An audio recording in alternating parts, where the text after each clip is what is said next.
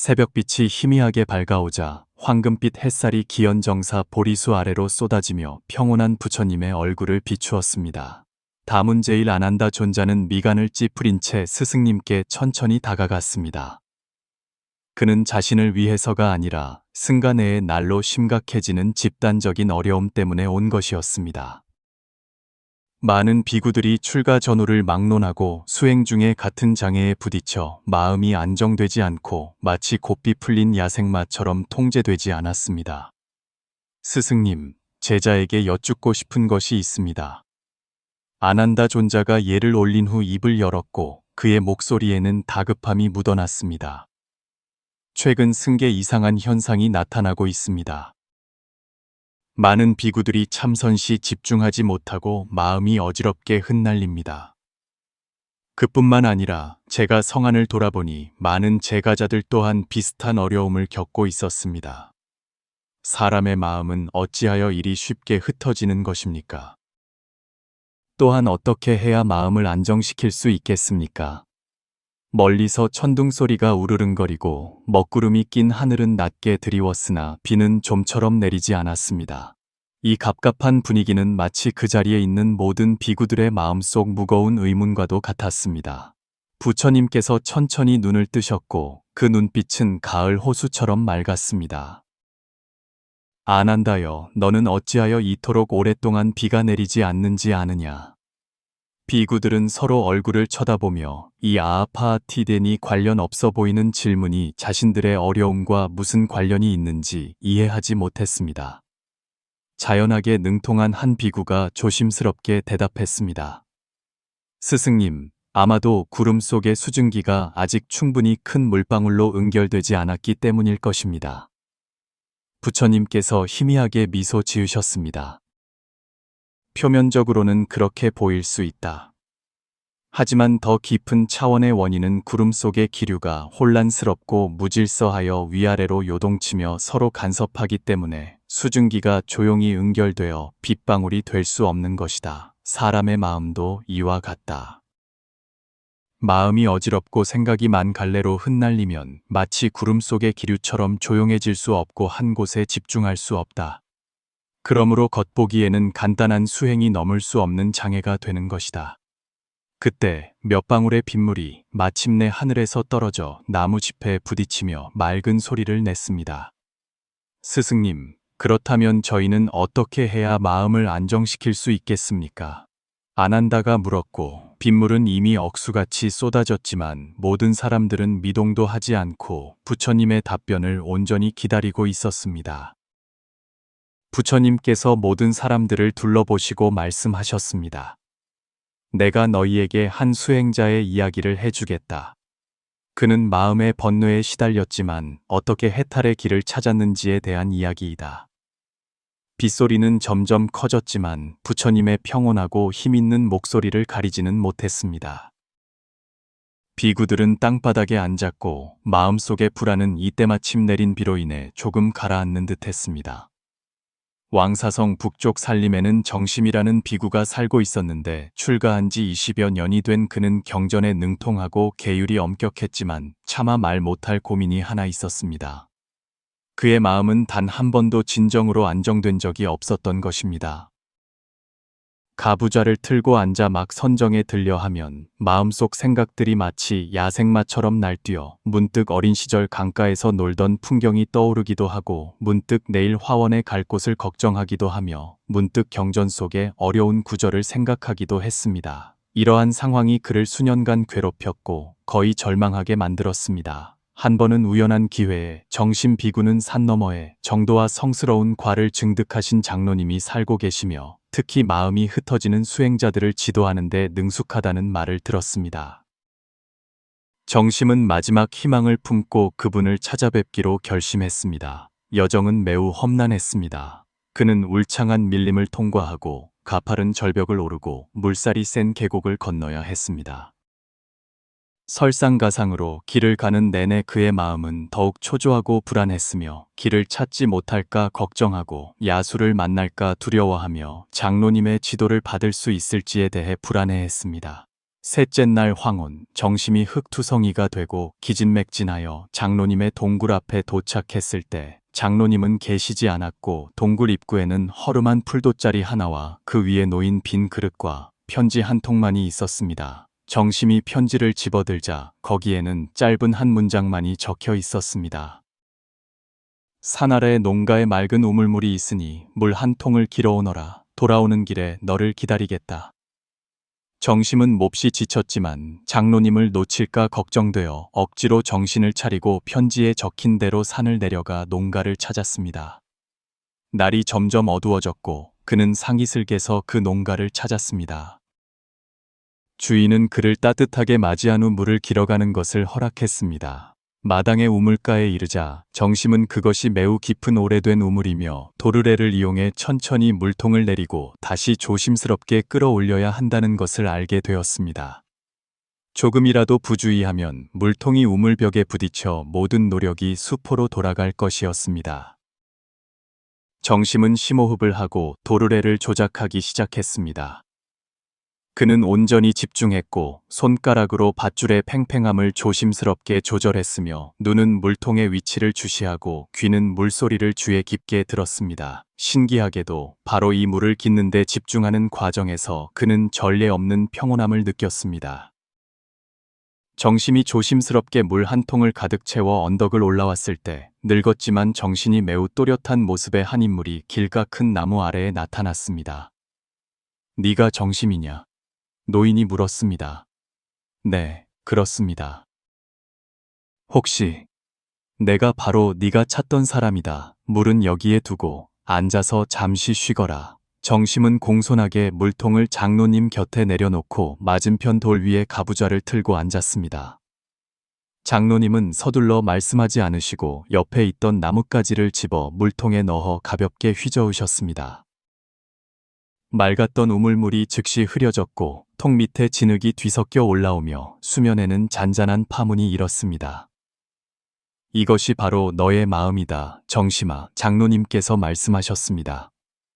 외부의 모든 것에 휘저어져 안정을 찾지 못하는구나. 이어서 장로님은 휘젓던 것을 멈추고 나뭇가지를 옆에 내려놓으셨습니다. 신기하게도 물통 속의 물은 즉시 평온을 되찾지 않았고 진흙은 여전히 물속에서 요동쳤으며 수면의 파문도 완전히 사라지지 않았습니다. 보았느냐? 외부의 움직임이 멈추더라도 내부의 혼란은 한동안 지속된다. 이것이 바로 때때로 우리가 분명히 고요한 환경에 있으면서도 마음은 여전히 초조하고 불안한 이유이다. 정심은 문득 크게 깨달았습니다. 이것이 바로 그가 수년간 겪어온 어려움이었습니다. 그는 다급하게 물었습니다. 장로님, 그럼 어떻게 해야 합니까? 어떻게 해야 마음이 진정으로 평온해질 수 있겠습니까? 장로님은 손으로 멀리 있는 논밭을 가리켰습니다. 그곳에는 한 무리의 백로가 먹이를 찾는 데 열중하고 있었습니다. 제오 백로들을 관찰하거라. 그러면 답을 찾을 수 있을 것이다. 내일 아침 일찍 동굴에서 너를 기다리겠다. 말을 마친 장로님은 물통을 들고 산길을 따라 어둠 속으로 사라졌고 어리둥절한 정심만이 남았습니다. 다음 날 날이 밝자마자 정심은 논밭에 왔습니다. 과연 한 무리의 백로가 논둑에 서서 꼼짝 않고 논을 응시하고 있었습니다. 갑자기 백로 한 마리가 재빨리 고개를 숙여 작은 물고기 한 마리를 낚아챘는데 그 동작이 정확하여 감탄스러웠습니다. 정심은 오전 내내 관찰한 결과 이 백로들에게 한 가지 공통점이 있다는 것을 발견했습니다. 그들은 온전히 현재에 집중하며 시선은 조금도 흔들리지 않았고 자세는 시종일관 집중을 유지했습니다. 주위에 아무리 많은 방해가 있어도 그들의 주의력은 시종일관 눈앞의 목표에 고정되어 있었습니다.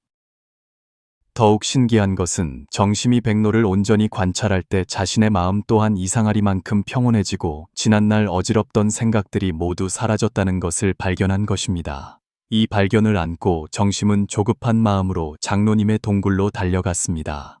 장로님, 이제야 알겠습니다. 정심이 흥분하여 말했습니다. 우리가 현재의 어떤 사물에 온전히 집중할 때 마음은 자연스럽게 평온해집니다. 장로님은 미소 지으며 고개를 끄덕였습니다. 그렇다. 이제 말해보아라. 어제 물을 기를 때 마음속으로 무엇을 생각했느냐? 정심은 잠시 회상하고는 놀라서 발견했습니다. 이상합니다. 물을 기를 때 너무나 집중해서 다른 어떤 것도 생각하지 않은 것 같습니다. 바로 그거다. 장로님께서 말씀하셨습니다. 내가 현재의 활동에 온전히 몰입할 때 어디에 마음이 흩어질 틈이 있겠느냐? 사람의 마음이 흩어지는 것은 종종 현재의 활동에 진정으로 몰입하지 않기 때문이다. 부처님께서는 여기까지 말씀하시고 잠시 멈추셨습니다. 그분의 시선이 자리에 있는 모든 비구들을 훑었고 공기는 마치 응고된 듯 했으며 방금 전까지 나뭇가지에서 지저귀던 새들조차 조용해졌습니다. 비는 이미 그쳤고 햇빛이 구름 사이로 비쳐 모든 사람들의 몸에 쏟아졌는데 마치 부처님의 말씀에 신성한 빛을 더하는 듯 했습니다. 모든 비구들이여, 정신 비구는 장로님에게서 무엇을 배웠느냐? 부처님께서 물으시자 한 젊은 비구가 손을 들고 대답했습니다. 집중인 것 같습니다. 세존이시여. 백로가 정심에게 한 곳에 온전히 집중해야 한다고 가르쳤습니다. 부처님께서 가볍게 고개를 끄덕이셨습니다. 확실히 그렇다. 하지만 더 중요한 것은 정심이 신기한 현상을 발견했다는 것이다. 그가 백로를 온전히 관찰할 때 자신의 마음 또한 이상하리만큼 평온해지고 지난날 어지럽던 생각들이 모두 사라졌다는 것이다. 여기에는 깊은 지혜가 담겨 있다. 마음의 본성은 본래 스스로 청정하지만 단지 우리 자신의 망념에 의해 가려져 있을 뿐이다. 우리가 마음을 완전히 현재에 안주시키면 망념은 자연히 사라지고 마음의 청정한 본성이 드러나게 된다. 이 말씀은 모든 비구들에게 깊은 생각에 잠기게 했습니다. 부처님께서는 정신비구의 이야기를 계속하셨습니다. 장로님께서 마지막으로 정신비구에게 말씀하셨습니다. 내가 어찌하여 물을 기를 때 마음이 흩어지지 않았는지 아느냐? 정심은 잠시 생각한 후 대답했습니다. 아마도 물을 깃는데 온전히 집중해야 하고 그렇지 않으면 실패하기 때문일 것입니다. 장로님은 고개를 저으셨습니다. 그것만이 아니다. 핵심은 너의 마음이 현재 이 활동과 완전히 상응하여 틈이 없었다는 것이다. 흩어진 마음이란 본질적으로 마음과 현재의 분리이다. 네가 물을 기를 때 과거와 미래를 생각하지 않았고 옳고 그름과 얻고 잃음을 생각하지 않았으며 마음이 물을 깃는 이 동작과 완전히 하나가 되었으니 어찌 흩어짐이 있겠느냐. 정심은 장로님의 가르침을 받고 마침내 수행의 핵심을 깨달았습니다. 그는 자신의 정사로 돌아온 후 정념을 일상생활의 모든 세세한 부분에 관통시키기 시작했습니다. 그는 밥을 먹을 때 오직 밥 먹는 것에만 집중하며 음식 한 입 한 입의 맛, 씹는 동작, 삼키는 느낌을 알아차렸습니다. 그는 걸을 때 오직 걷는 것에만 집중하며 발바닥과 땅의 접촉, 몸의 움직임, 호흡의 리듬을 알아차렸습니다. 그는 청소할 때 오직 청소하는 것에만 집중하며 팔의 움직임, 빗자루의 감촉, 먼지가 제거되는 것을 알아차렸습니다. 처음에는 정심은 매우 어렵다고 느꼈습니다. 그의 마음은 항상 무의식적으로 과거 또는 미래로 향하며 온갖 잡다한 일들을 생각했습니다. 하지만 그는 낙담하지 않았습니다. 마음이 흩어지는 것을 발견할 때마다 가볍게 그것을 현재로 다시 데려왔습니다. 점차 그는 신기한 변화를 발견했습니다. 그가 현재의 활동에 완전히 몰입할 때 마음은 오히려 극도로 안정되었고 심지어 전례 없는 평온함과 기쁨을 경험할 수 있었습니다. 더욱 신기한 것은 이러한 집중은 특별한 환경이나 자세를 필요로 하지 않았다는 것입니다. 시끄러운 시장이든 고요한 산림이든 걷거나 앉거나 눕거나 말하거나 행동하거나 간에 그는 이러한 집중을 유지할 수 있었습니다. 석 달 후 정심은 다시 장로님을 찾아뵙고 감사하며 말했습니다. 장로님의 가르침에 감사드립니다. 이제야 알겠습니다. 수행이란 단지 좌선할 때만이 아니라 삶의 매 순간에 관통하는 것입니다. 장로님은 미소 지으며 고개를 끄덕였습니다. 너는 이미 수행의 참된 의미를 깨달았구나. 이른바 수행이란 삶을 회피하는 것이 아니라 완전히 삶에 몰입하는 것이며 시간을 거부하는 것이 아니라 시간 속에서 깨어 있음을 유지하는 것이다.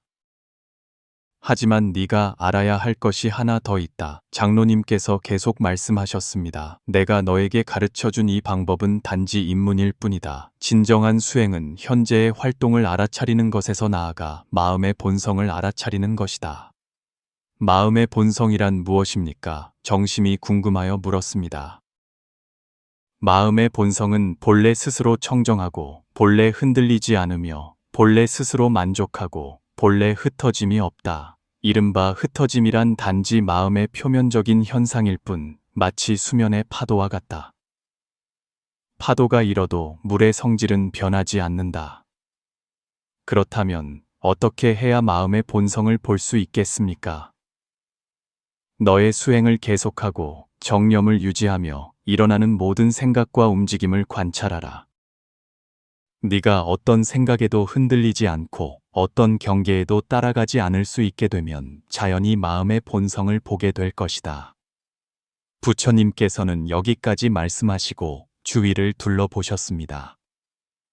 모든 비구들은 넋을 잃고 듣고 있었으며 마치 목마른 듯이 한 글자 한마디를 흡수하고 있었습니다.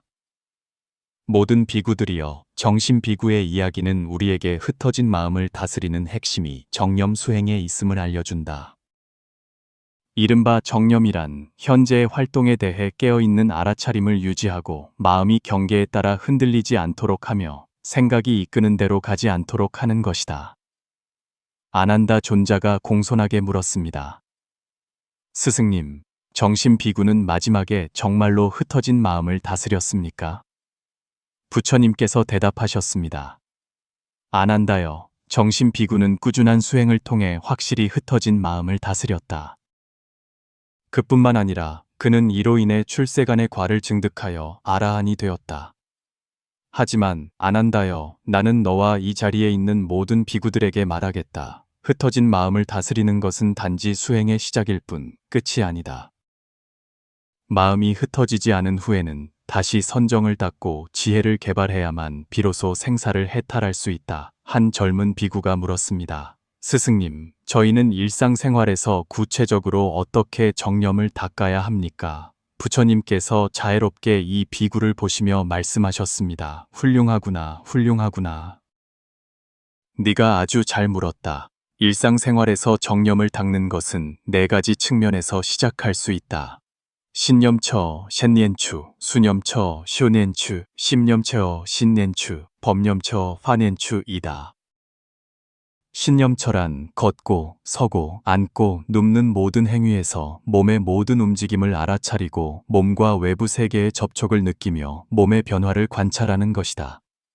네가 걸을 때 자신이 걷고 있음을 알고, 네가 서 있을 때 자신이 서 있음을 알며, 네가 앉아 있을 때 자신이 앉아 있음을 알고, 네가 누워 있을 때 자신이 누워 있음을 알아라.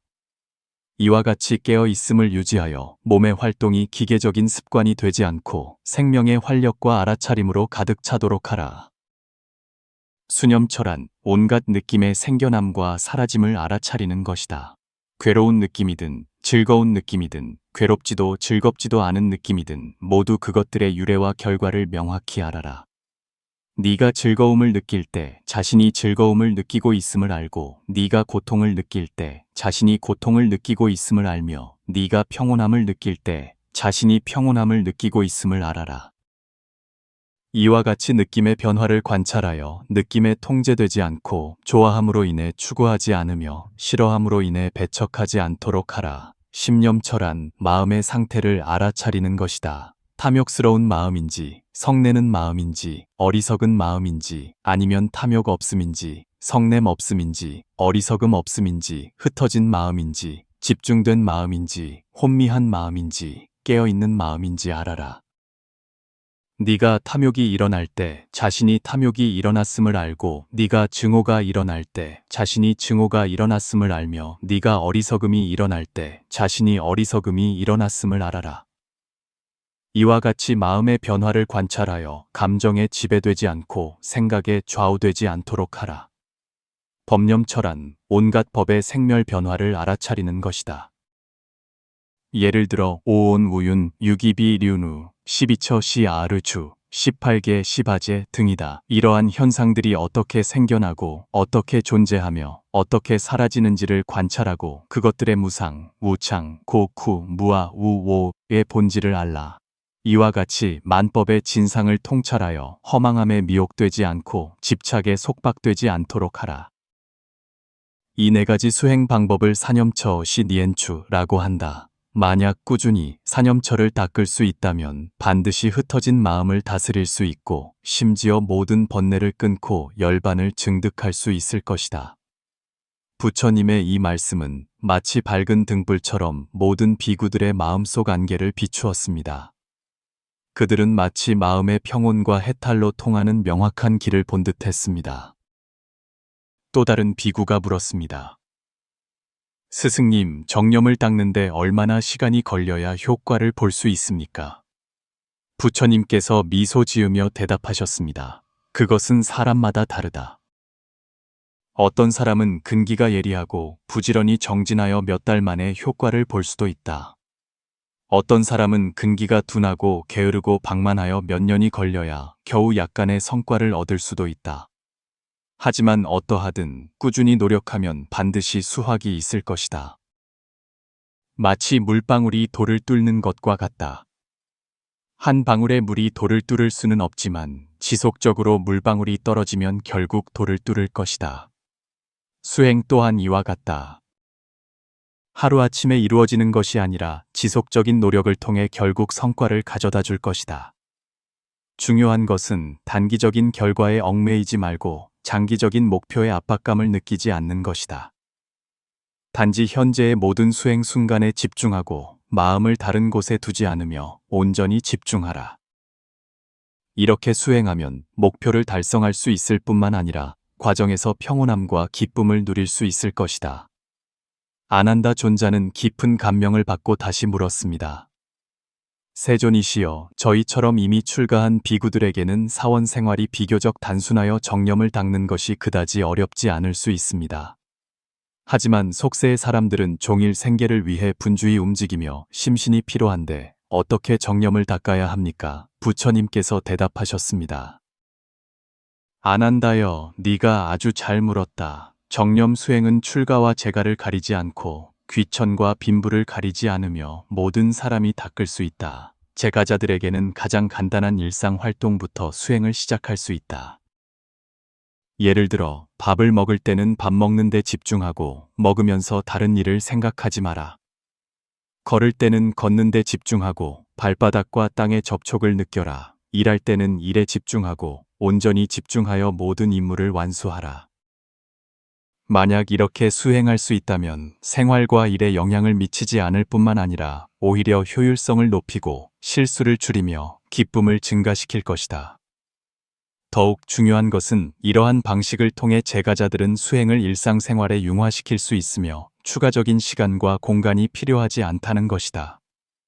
또한 재가자들은 매일 일정한 시간을 내어 앉아서 아나빠나사띠, 즉 호흡의 출입을 관찰하는 수행을 할 수 있다. 이것은 매우 간단하면서도 효과적인 수행 방법이며 시간과 장소의 제약을 받지 않는다. 어떤 환경에서든 호흡을 통해 마음을 안정시키고 깨어있음을 유지할 수 있다. 가장 중요한 것은 출가든 재가든 수행은 번뇌를 해탈하고 진정한 안락을 얻기 위한 것이다. 만약 이 점을 이해할 수 있다면 자연히 정진하는 마음이 생겨나고 어려움을 두려워하지 않으며 꾸준히 정념을 닦을 것이다. 아난다 존자는 부처님의 가르침을 듣고 마음이 활짝 열렸습니다. 그는 공손하게 부처님께 절을 올렸습니다. 스승님, 스승님의 가르침은 감노수와 같아 저희에게 큰 이익을 주셨습니다. 저희는 반드시 스승님의 지도에 따라 꾸준히 정념을 닦아 흩어진 마음을 다스리겠습니다. 부처님께서 자애롭게 아난다와 모든 비구들을 보시고 마지막으로 요약하여 말씀하셨습니다. 모든 비구들이여, 마음이 흩어지는 것은 수행의 길에서 흔한 장애이지만 방법이 정확하고 꾸준히 노력하면 반드시 극복할 수 있다.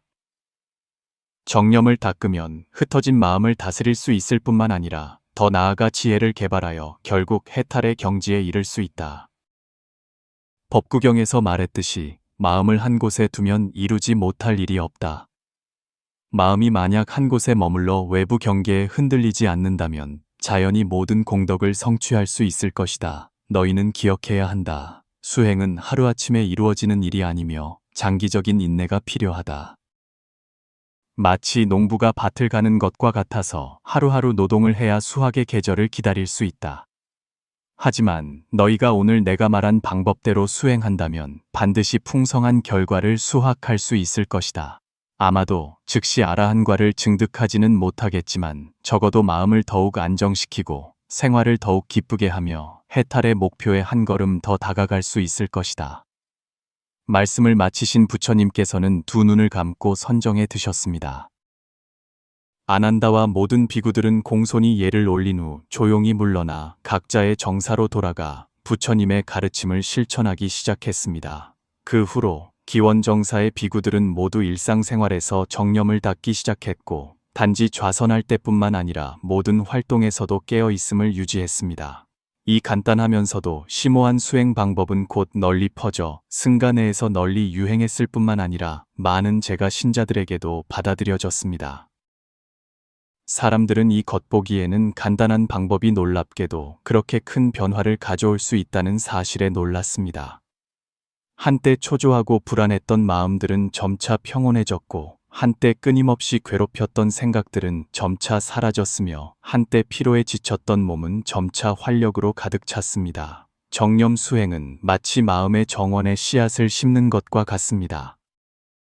처음에는 이 씨앗이 하찮아 보이지만 적절한 햇빛, 수분, 영양분을 주면 점차 뿌리를 내리고 싹을 틔워 큰 나무로 자라나 아름다운 꽃을 피우고 풍성한 열매를 맺을 것입니다. 이러한 수행 방법은 특별한 재능이나 조건이 필요하지 않으며 복잡한 의식이나 장비도 필요하지 않습니다. 단지 우리의 마음이 현재로 돌아와 현재의 활동과 완전히 상응하여 조금의 틈도 없이 일치하는 것만을 필요로 합니다. 이 간단하면서도 심오하고 오래되었으면서도 항상 새로우며 심오하면서도 실용적인 수행법은 오늘날까지도 세상에 전해져 수많은 사람들이 번뇌에서 벗어나 평온과 기쁨을 얻도록 돕고 있습니다. 변화와 도전으로 가득 찬 이 세상에서 우리의 마음은 종종 다양한 사물에 이끌리거나 방해받아 평온과 집중을 유지하기 어렵습니다. 하지만 만약 우리가 부처님께서 가르치신 정념 수행을 배워 마음을 현재에 안주시키고 매 순간의 활동을 알아차린다면 외부가 어떻게 변하든 우리의 내면은 평온과 기쁨을 유지할 수 있을 것입니다. 이것이 바로 마음의 흩어짐에 대한 부처님의 가르침이며 번잡하고 복잡한 시간을 헤쳐나가 마음의 진정한 평온과 자유를 찾도록 이끄는 오래되고 영원한 지혜입니다. 부처님께서 말씀하셨듯이 마음이 안정되면 세상이 안정되고 마음이 흩어지면 세상이 흩어진다. 우리가 자신의 마음을 안정시킬 수 있을 때 우리는 온 세상을 안정시킬 수 있으며 삶의 진정한 의미와 가치를 찾을 수 있을 것입니다.